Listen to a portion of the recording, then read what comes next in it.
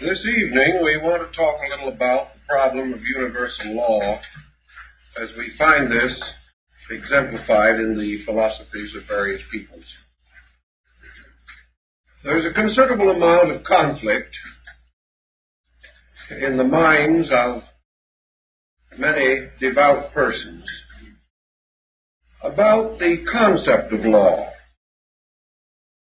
We so often think of the term on a legal level, associating it with innumerable restrictions and limitations or peculiarities relating to our own cultural platform. We think of law as something found in great books, which have to be studied, with emphasis upon precedents and upon all the elaborate machinery of human jurisprudence. And because this is law as we have come to know it, the term universal law has some rather unfortunate semantic implications. We think of law perhaps as just, but we are also inclined to suspect that it is cold, that it is something with very little consideration for the peculiar problems and necessities of human beings, perhaps broadly protective, but often a frustrating influence upon individuals. Thus, in philosophy and religion, we must have a larger concept of law. We must take away from it this tremendous emphasis upon thou shalt not, which seems so often to be important in a penal code. To the idealistic philosopher, law represents not only the eternal will of the Creator for its creation, but also encloses within its concept and structure the other aspects of the Godhead, namely wisdom and love. Sometimes we think that these principles operate differently, but the wisest of mortals have experienced within themselves the simple fact that universal law is the greatest good, the greatest beauty, the greatest love, the greatest wisdom that man can know. Law does not exist to circumscribe or limit the activity of anything. Law exists to permit and sustain the eternal unfoldment of life. Law is forever protective, and it gives to man one tremendously important psychological security. It tells him that this law will preserve, perfect, protect every creature that is true to it, and that through being true to law, man attains all other good things possible to him. And therefore, that a lawful life, a life lived in harmony with law, is a good life, a kind life, a generous life, one thoughtful and filled with understanding. Thus, from fear of law, which was perhaps man's first reaction to the unknown, came respect for law, later admiration, finally love, and perhaps in the highest mystical sense, adoration. Law finally becomes the blazing, living symbol of the divine power itself. And perhaps the very ground of law is its own lawfulness. A law is meaningless if, like mortal statutes, it is subject to innumerable variations, compromises. If we could buy or bribe universal law, there could be no integrity in our world. Yet from early time, philosophy and religion have been in conflict. Philosophy affirming law, religion constantly seeking to modify law, supplying in its place certain other things: grace, forgiveness, and vicarious atonement. Yet actually, whether religion knew it or not, there is no good thing in religion, no promise of spiritual security, no path of life leading to identity with good, but that this security or this path is also part of law. For every quality by which man, through growth and development, can attain to the highest ideals and dreams of spiritual integrity, every ingredient of universal procedure is within law. Now we try to define how we shall understand law. Perhaps we may say that the law, universal law, is the divine will in operation. It is this inevitable, perfectly enlightened purpose, this inevitable of the universe fulfilling its own destiny, this absolute sufficiency by which the plan, already conceived, sustained, and perfected in the divine consciousness, unfolds resolutely and without deviation into the full realization of itself. Thus, we have no recourse beyond law. For if law be the divine will, in what way shall we oppose it? And if it be a manifestation of the divine purpose, by what right do we question it? How can we go beyond that pattern or plan which is the total of ourselves? How can we, as fragments of the infinite, doubt the infinite of which we are the fragment? We have no direction to turn, no place to hide ourselves from the fact of law.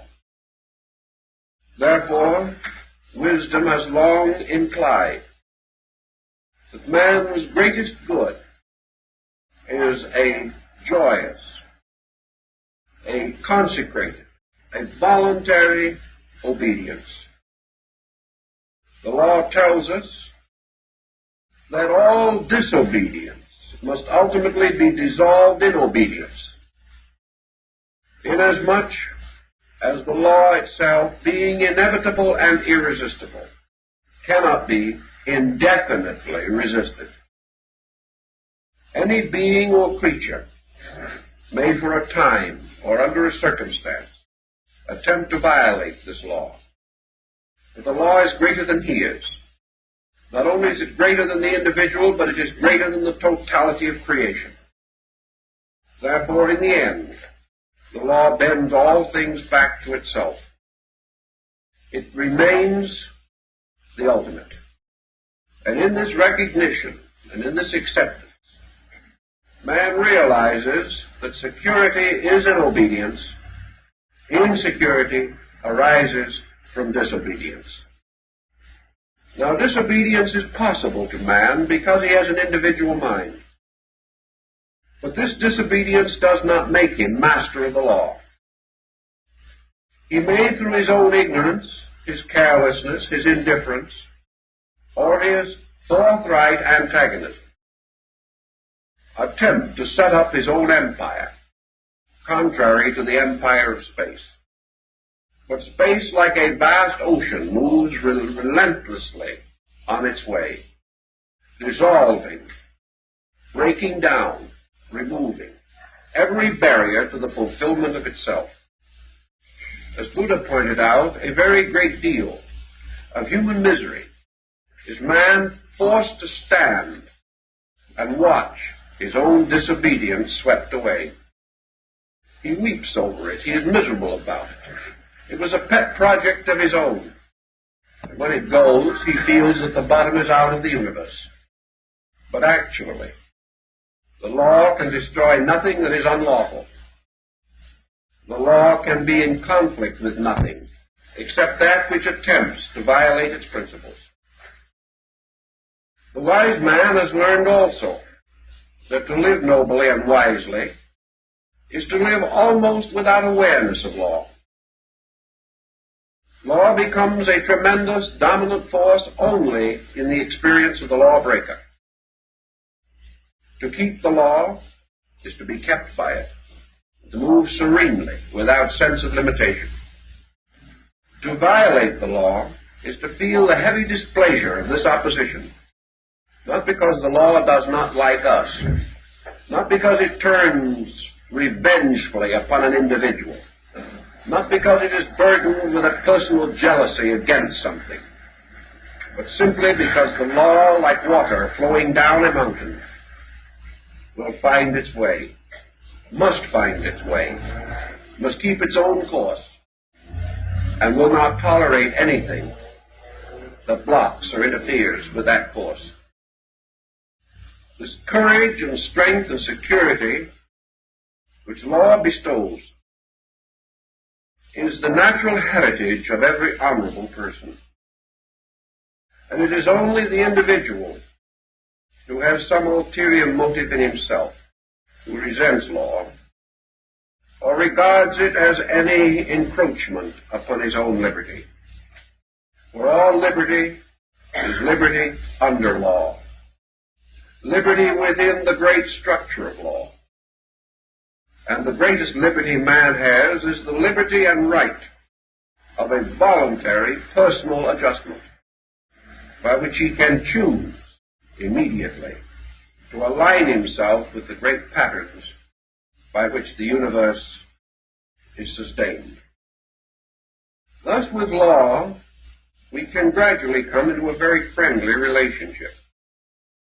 Universal law is, of course, much more than this grand, vast panorama of principles.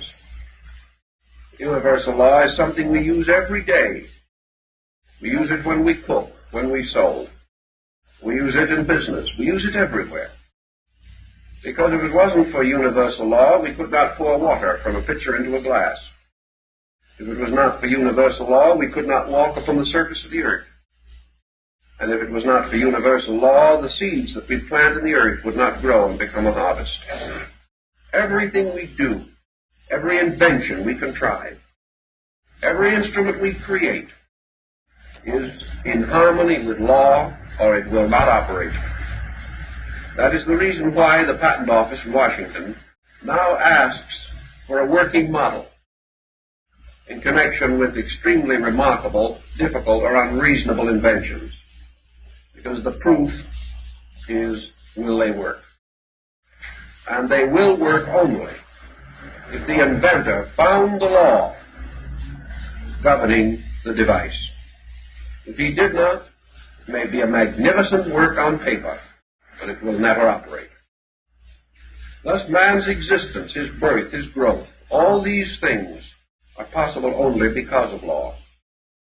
And in the larger moral sphere of our hopes and aspirations, progress depends upon law. Progress depends upon man gradually experiencing law, coming to know it, understand it, and love it.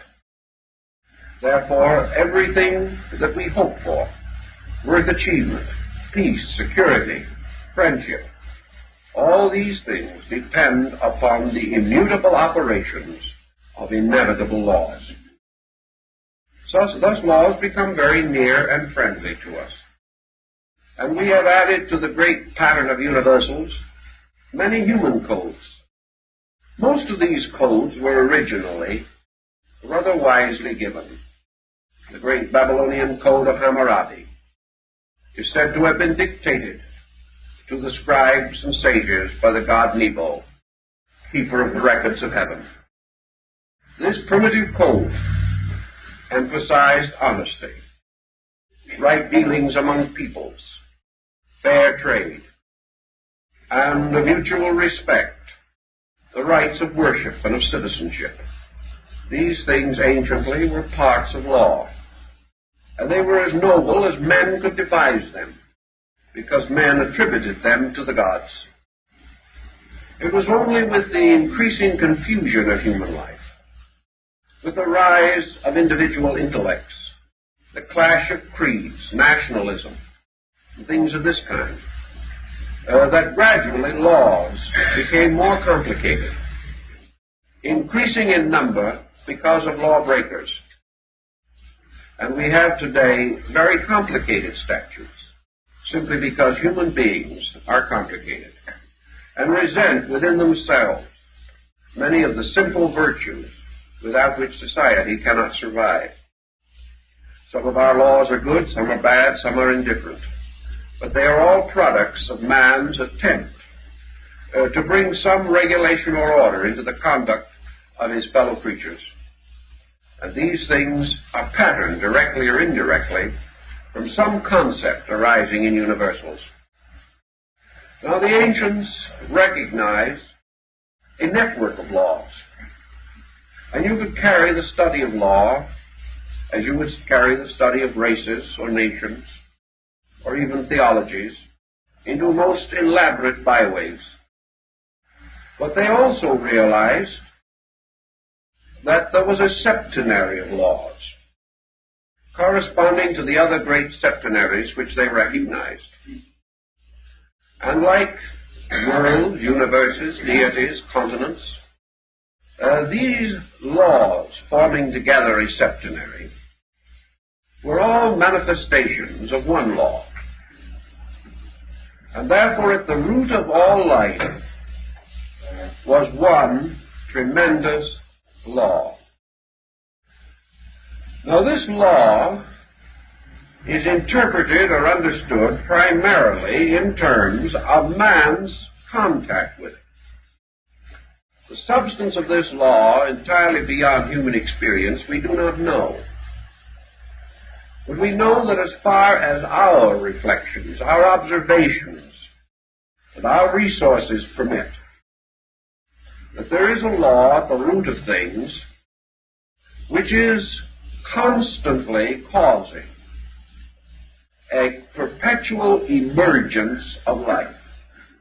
That this law is a law involving the principle of growth, and it has generally been termed the law of evolution. Now, what does evolution mean? Not just in terms of the famous Scopes trial in Tennessee, but in the larger concept. What is evolution?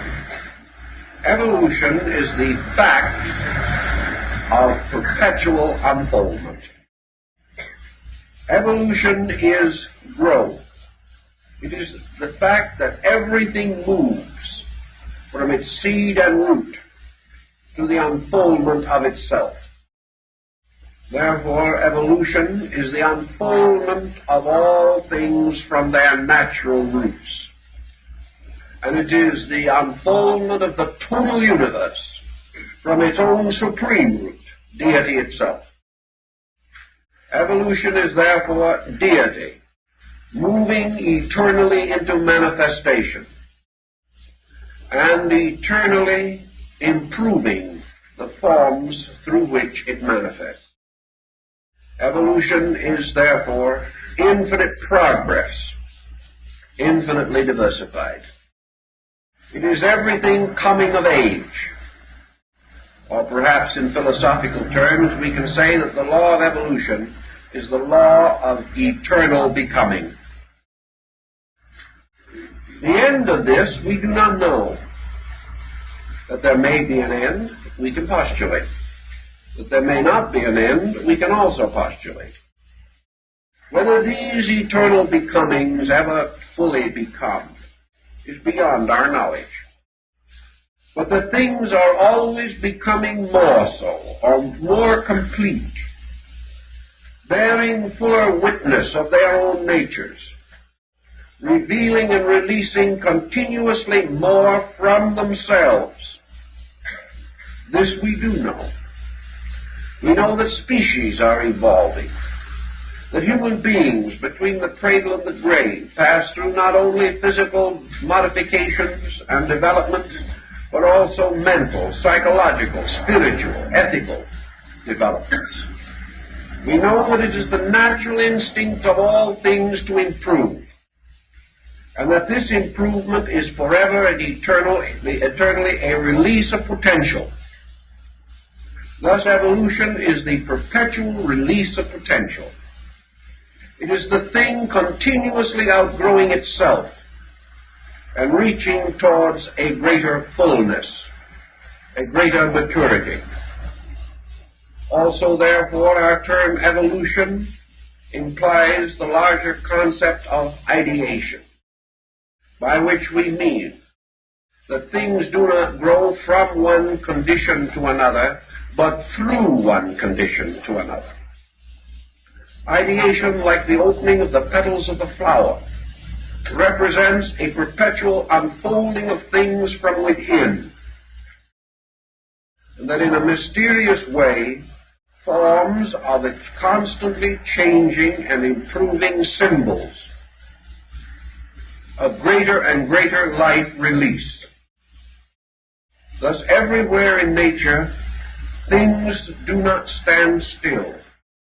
The grain of sand is hastening to become a star.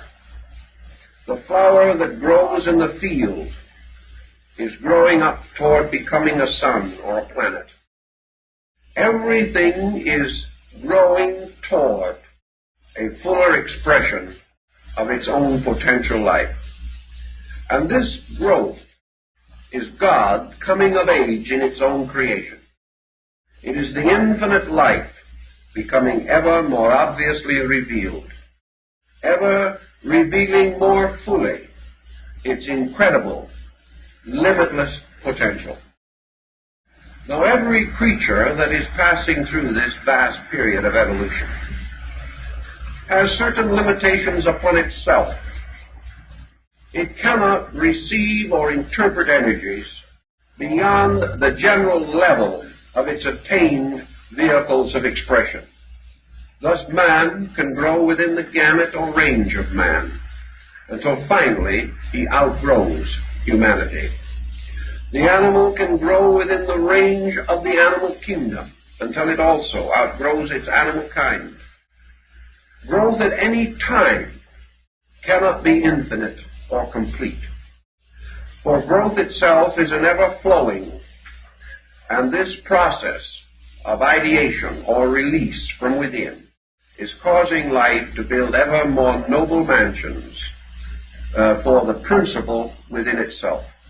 And these bodies, these houses of this growing life, are instruments for expression, for the release into tangible action of these pressures, these impulses, these instincts, these urges, which all life has locked within itself. So the ancients have this law of evolution, or the constant growth of things, an evolution theoretically beginning in God and ending in God, and passing in its middle distances through incredible diversities of development and structure. Everything hastening on, life a procession going somewhere, life never for a moment merely a diffusion going nowhere.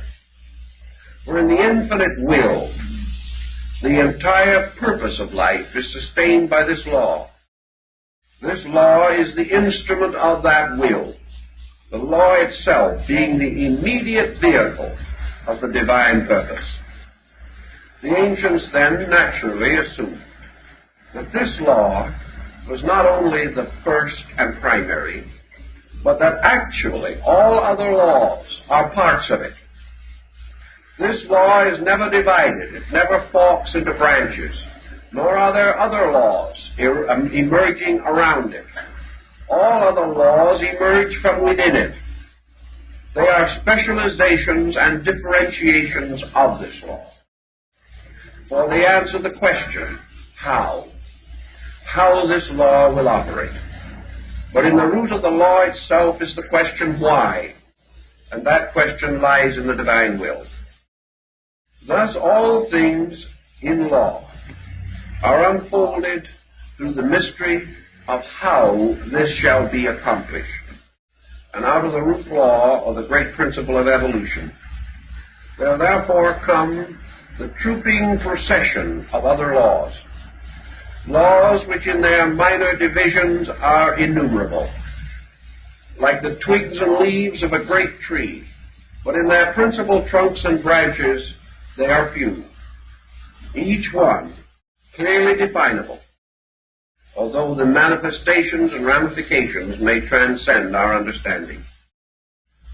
The law of evolution, then, is the key for man to his own growth, the key to his own proper relationship with life, the key to the fact that never can he stand still, never can he say, unto the passing hour, O stay, thou art so fair. Never can he pause, for in nature nothing stands still. He either moves forward by a perpetual impulse from within himself, or he retrogrades, or seems to fall backward, coming into contact violently with the flow of law, which, tossing him about, finally forces him back again into the natural stream of progress. He cannot survive resistance, nor can he be destroyed. He must inevitably float back into the pattern and go on, finding his security in the law and his misery in the efforts which he makes to break it. Evolution also gives tremendous moral force to man. Evolution reveals to him, for example, that basically there are not many lives, but there is one life forever growing. Evolution makes possible the realization that the lives in all things are the life of God, thereby making reasonable, probable, and acceptable the great concepts of the fatherhood of God and the brotherhood of man. The realization of this law ends forever man's belief in his own uniqueness. Humanity is not something utterly and completely set apart. Humanity is a degree in the growth of God's. It is the degree in the tremendous motion of life. Plants, birds, animals, insects, flowers, even minerals are also degrees in this motion of one life. Therefore, all things are bound together by one tremendous vital spark, and they are also bound together by one eternal need, the need to grow. And man has the privilege, as he becomes wiser and older, of helping life to grow and finding his full satisfaction in the service of life rather than in the exploitation and ravaging of life. Thus, unity of purpose becomes understandable, and the great principles of universal philosophy are made meaningful because man recognizes his unity with all that exists and his participation in the great pageantry of growth. It also tells us that we are here in this world now to grow. That growth must never pause, and that for man, growth lies in the direction of the improvement of the present instruments that he has. For by such improvement, he is able to release more and more of the divine content of his own nature. And man seeking to improve, improves not for himself, but in order that the universal life in him may be made more perfectly manifest. Thus man, trying to live better, is actually helping deity to be released into expression through action. Thus the individual, by his dedication to growth, serves not only himself, but the whole universal plan.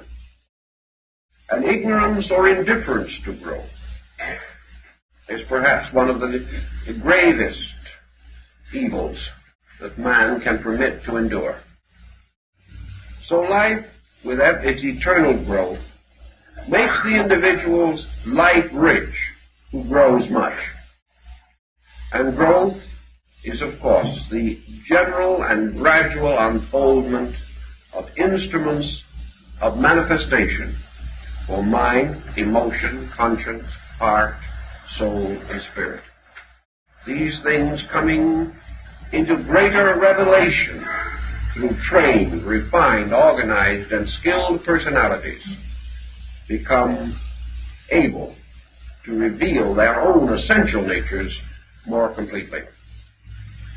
Now, out of this law, which is immutable, from which we cannot escape, and from which there is no end except fulfillment, a fulfillment so infinite and ultimate that we can scarcely dream of it, but a fulfillment that is not in itself the major consideration at the moment, that we will fulfill, we know in our faith. The immediate problem is the next step. What is now necessary to keep faith? For when we keep faith with the law, we keep the faith. We have no recourse beyond this. Now, out of this primary and eternal motion, the motion that sustains the whole cosmic chain of worlds, man recognizes a second law. Out of the first, related to it, but revealing its manifestation more expertly. As the Chinese say, each long journey begins with a single step. And this great journey of evolution is by a series of steps. Each step in itself perhaps not ultimate, not highly significant, but each step achieving its part of the journey. The steps are brief, faltering, and inconspicuous, but the journey is great and meaningful. And this law, then, which helps us to take the steps of the journey, helps us to walk along this great road of evolution that leads on beyond the stars and space. We call this law cause and effect. Cause and effect tells us to a great degree how we evolve and how the machinery of evolution comes to operate in the life of the individual. Cause and effect also has bearing upon one point which is otherwise rather difficult. We know that man, at the beginning of his great evolutionary cycle, was in the greatest need of knowledge, and at that time he had the least. Just as the newborn child in infancy is in greatest need of orientation, and yet is least able to find its place in the world. So the law of cause and effect steps in and gives us the great formula of trial and error. Cause and effect gradually brings to our attention and to the attention of all life that growth, or the motion of forever becoming, is a series of related circumstances, and that these circumstances lead from an infinite primary cause which resides in the divine nature and terminate in an infinite ultimate result or effect which also rests in the divine nature. Therefore, all cause, life, is flowing into effect, living. And the relationships of these patterns become essential to our gradual enlightenment. By degrees, man learns how to grow. He learns through trial and error. He learns by doing and observing the consequences of things done. He also senses that the universe proceeds through a series of related causes and effects, each cause inevitably producing an effect consistent with itself, and each effect becoming in its own turn, by its own nature and substance, a new cause, which in turn leads inevitably to an effect. This goes on in an almost inconceivable cycle. Man has to gradually become aware that this pattern of cause and effect is valuable to him, not because it necessarily merely relates to his own moral conduct, but because it explains to him the mystery of antecedent causes, proving gradually to him that everything that exists now has had a previous existence in cause, and that any circumstance that arises must be the consistent consequence of action. Therefore, we may call cause and effect, on another level, action and reaction. We may say that everything that exists bears witness to a reason for its own existence, and that a reason is consistent